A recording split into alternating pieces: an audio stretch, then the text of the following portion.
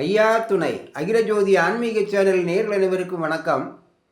இதுவரையிலும் நமது சேனலை சப்ஸ்கிரைப் பண்ணார்கள் சப்ஸ்கிரைப் பண்ணி பக்கத்தில் இருக்கக்கூடிய அந்த பெல் பட்டனை அழுத்திங்கன்னு சொன்னால் நாங்கள் போடக்கூடிய ஒவ்வொரு பதிவுகளும் உங்கள் நோட்டிஃபிகேஷனில் வரும். சென்ற பதிவினுடைய தொடர்ச்சியை இப்போது அறிவோம். நாராயணர் தேவர்களோடும் அன்னை உமையவளோடும் திருச்செந்தூரிலிருந்து புறப்பட்டு கைலேயங்கிரி வந்து சேர்ந்தார். நாராயணர் கைலேயங்கிரி வந்தவுடன் நெடுங்காலமாக அங்கு சூழ்ந்திருந்த இருள் மறைந்து ஒளி பிறந்தது. அதாவது முன்பு ராம அவதாரத்தில் நாராயணனுடைய திருப்பாதம் பட்டவுடன் கல்லாக கிடந்த அகலிகை சாப விமோசனம் அடைந்தாள். பின்பு நாராயணர் ஸ்ரீரங்கம் செல்லும் வழியில் அருவியில் இறங்கி தண்ணீரை தொட்டவுடன் சலமடந்தை சாபத்திலிருந்து விமோசனம் அடைந்தாள். திருவனந்தபுரம் செல்லும்போது வழியில் நிறைந்த 55 கல் சிலைகளை நாராயணர் தொட்டவுடன் அவர்களின் சாபம் நீங்க பெற்று யதார்த்த நிலையை அடைந்தார்கள். சிவபெருமானால் சபிக்கப்பட்ட பக்காள துர்க்கை பெரிய மலை போன்ற உருவத்துடன் கல்லாக கிடந்தாள். நாராயணனுடைய திருப்பாதம் பட்டவுடன் அவருடைய சாபம் நீங்கி பெண்ணாக எழுந்து நின்றாள். இப்போது கலியின் மாய்கையினால் இருள் சூழ்ந்திருந்த கைலேயங்கிரி நாராயணரின் திருப்பாதம் பட்டவுடன் கலி இருள் நீங்கி அருள் ஒளி ஏற்பட்டது.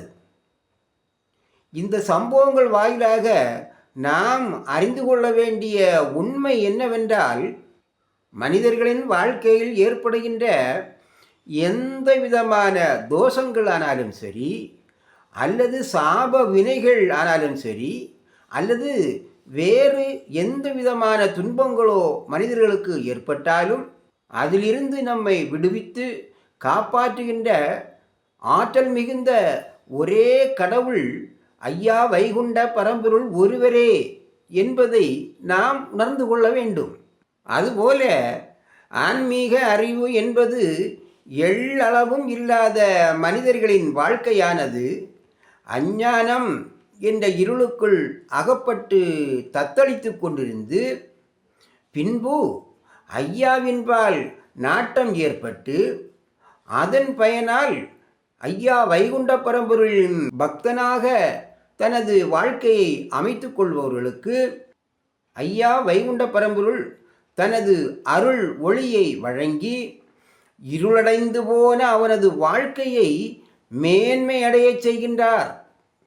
வறுமையின் பிடியில் சிக்கி வாடிக்கொண்டிருப்பவர்கள் ஐயா வைகுண்ட பரம்பொருளை நோக்கி தனது மனதை நிலை நிறுத்துவார்களேயானால் அவர்களுடைய வாட்டத்தை போக்கி பிரகாசமான ஒரு வாழ்க்கையை அவர்களுக்கு அருளுகின்றார் இறைவன் வைகுண்ட பரம்பொருள் என்கின்ற உண்மையை இந்நிகழ்வின் வாயிலாக ஐயா நமக்கு அறிவுரையாக வழங்குகின்றார்கள். பரம்பொருளாகிய நாராயணர் கைலேயங்கிரி வந்ததும் அங்கு சூழ்ந்திருந்த இருள் விலகி ஒளி பிறந்தது.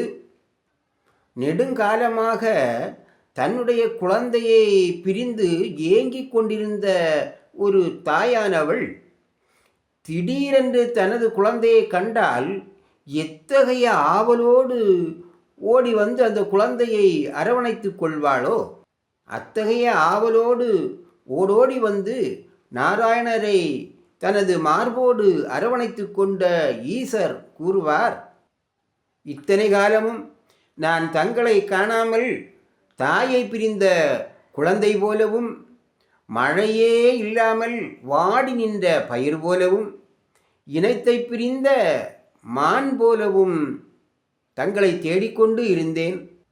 தகுந்த துணை இல்லாதவர்களைப் போல சுகமற்று நான் இருந்தேன். இணையும் பிராவது போல் நாம் இருவரும் எப்பொழுதும் பிரியாமல் இருந்தோமே மைத்துனரே. உமது துணையாகிய என்னை மறந்துவிட்டு எங்களிடமிருந்து விலகி சென்று விட்டீர்களே.